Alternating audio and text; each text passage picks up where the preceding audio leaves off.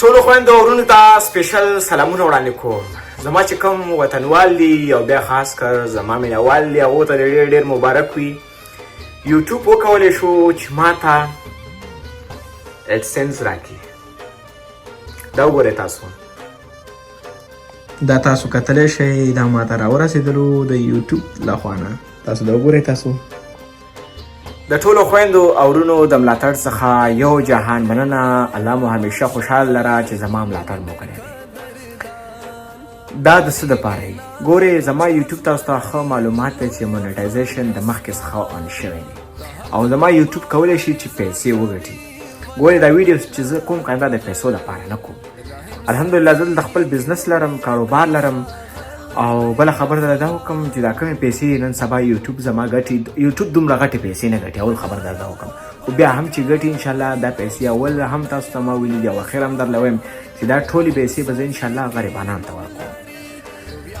بل خبر در دا وکم چې خویندو ورونو همیشه د خپلو افغانانو ملاتړ وکړئ، د خپلو مسلمانانو ملاتړ وکړئ. همیشه چې کله یو افغان ترقي کوي باید موږ ورباندې خوشحاله شو.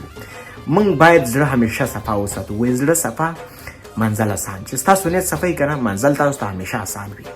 که چېرته تاسو په یو افغان باندې نیت بد کوئ نو تاسو کله هم ترقي نشئ کولی. که تاسو چېرته په یو مسلمان باندې نیت بد کوئ تاسو هم کله ترقي نشئ کولی. چا کې چې هم ټیلنټ یې راځئ زه پوره سپورټ کوم، زم سپورټ کوم.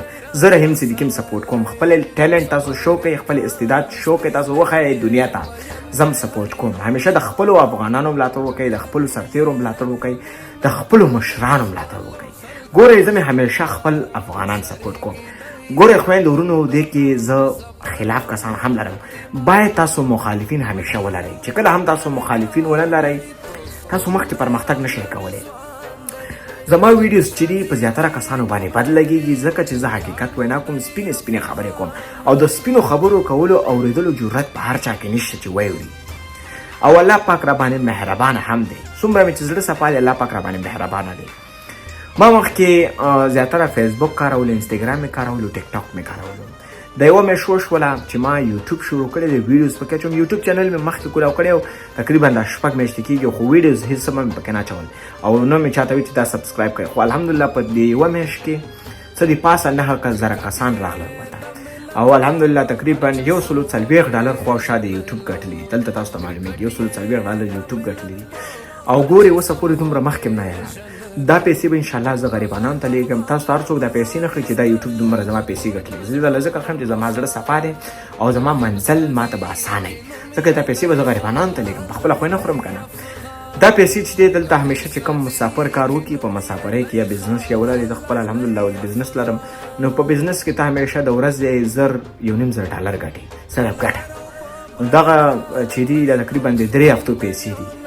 1,100 د 3 هفتو. خو دا خاص کار ما ویلي چې غریبانانو ته به انشاءالله ورکوم او دا پیسې به غریبانانو ته ځي.